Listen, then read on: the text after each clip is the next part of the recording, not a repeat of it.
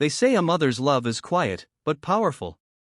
And sometimes, that quiet strength gets tested in places where compassion should be standard, like the workplace. But what happens when a young mother chooses to nurture her baby during office hours, and is humiliated in front of everyone for it? What happened next turned a story of shame into one of bold justice. You're watching Storytelling and Beyond, where real emotions take center stage, and powerful life lessons are brought to light. If this is your kind of story, don't forget to subscribe and join us on more unforgettable journeys. It was just another Tuesday morning at Crestfall Analytics, a mid-size marketing firm where employees clicked away at keyboards and downed lukewarm coffee in cubicles that blurred the lines between ambition and exhaustion. Kelly adjusted her blazer, sat on a couch near the breakroom corner, and looked down at her baby girl, Mia, barely 4 months old and still fragile from her premature birth. She was bundled in a soft yellow blanket, blinking sleepily as Kelly prepared to nurse her during her break. There were no clients around, no meetings scheduled. Just a mother, doing what mothers have done for centuries, nurturing life. A few coworkers passed by with polite nods. Some smiled. Jenna, from HR, even walked over to offer her a warm coffee and quietly said, "You're doing great, Kelly." "Really?" Kelly returned the smile, grateful. Coming back to work so soon after giving birth hadn't been easy. Sleepless nights blurred into busy days.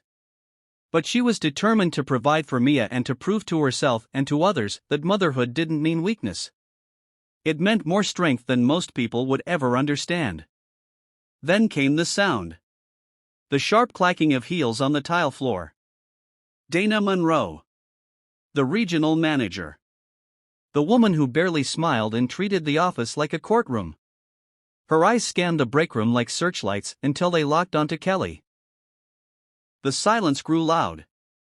Dana's voice sliced through it like glass.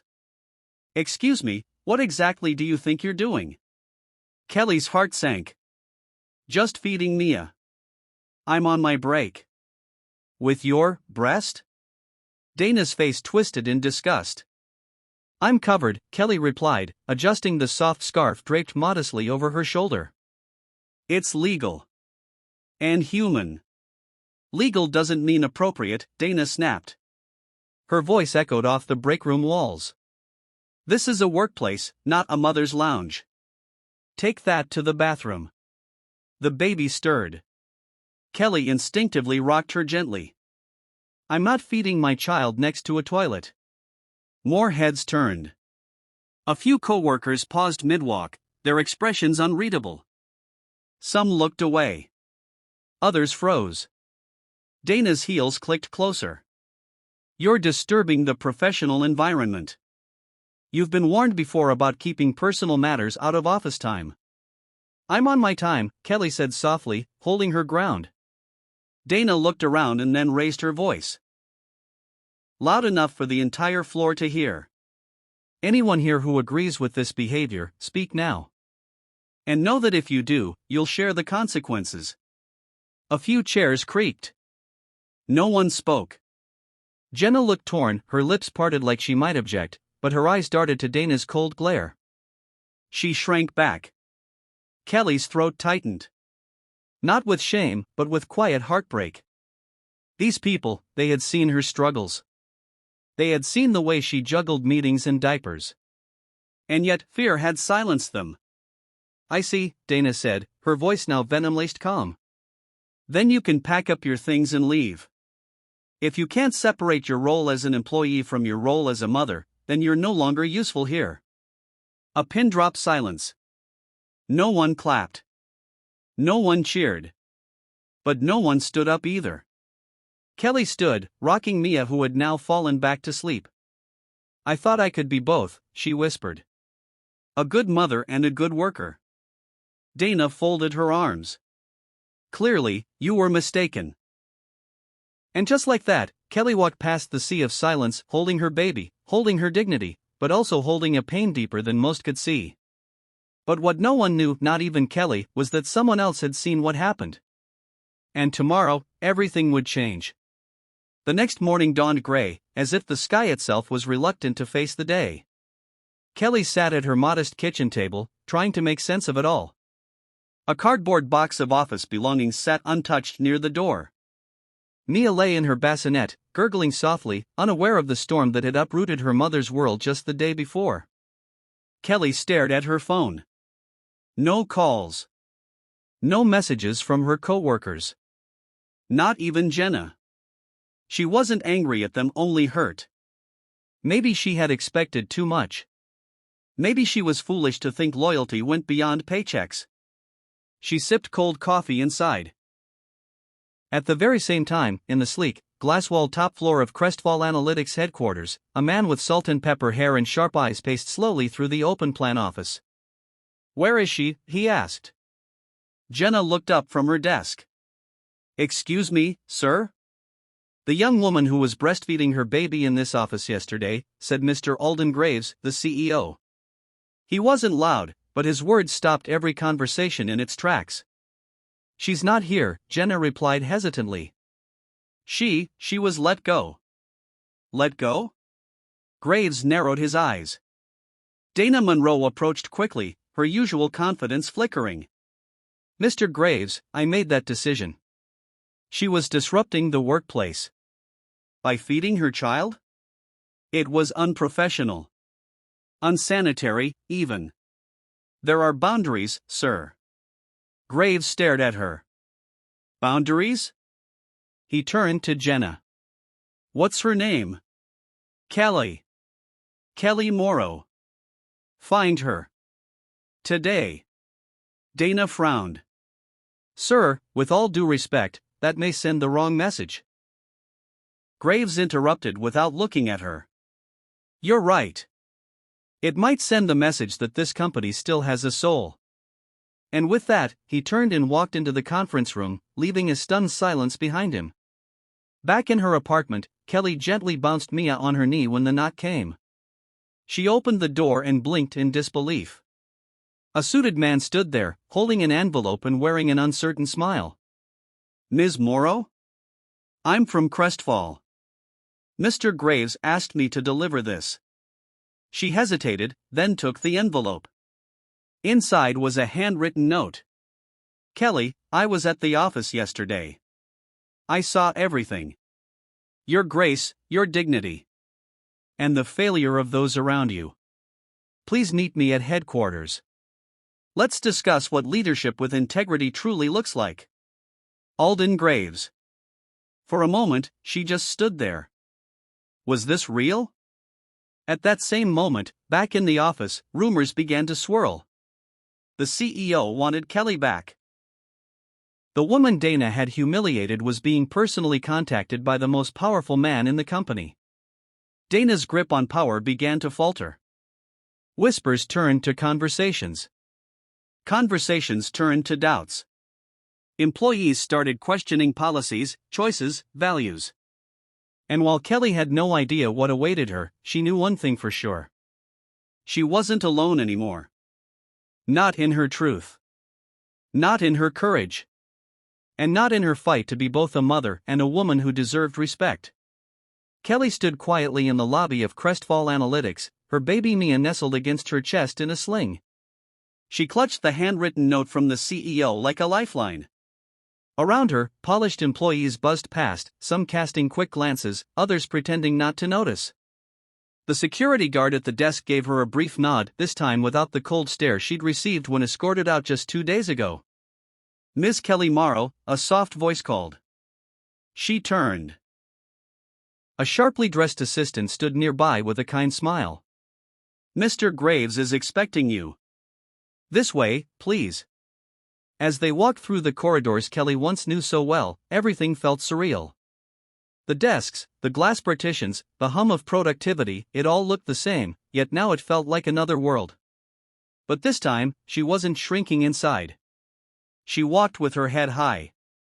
When the assistant opened the door to the executive conference room, Kelly froze for a moment. Inside, seated at the long table, was Alden Graves. Alone. No assistants. No formal preamble. He stood and offered a handshake. "Ms. Morrow," he said warmly, "thank you for coming."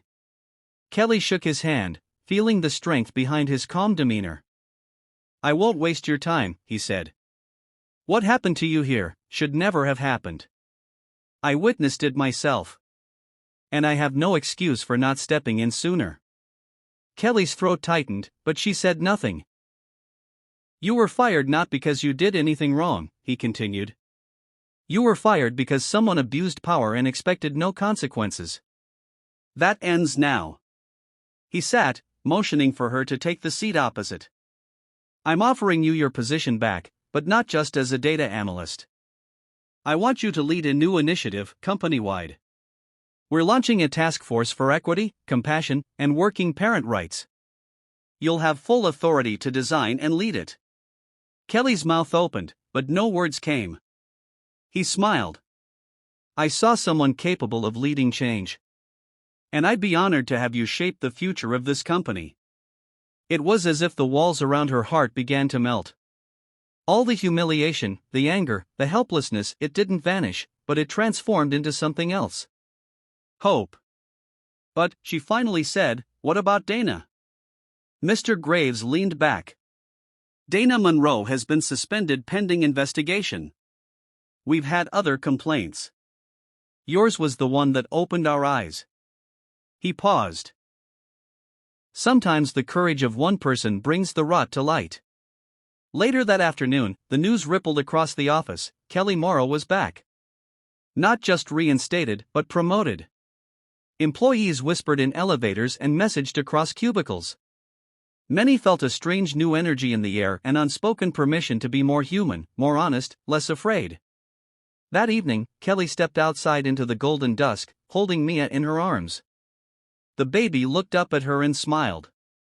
Kelly whispered, "We did it, sweetheart. You and me." And for the first time in a long time, she felt not just vindicated, but empowered. She hadn't just found justice. She had become the beginning of something far bigger than herself. Kelly's first day in her new role began in the same office she had once been forced to leave in humiliation. But this time, she walked through the glass doors with calm authority and quiet dignity. Her new badge read, Director, Equity and Compassion Division. It wasn't just a title.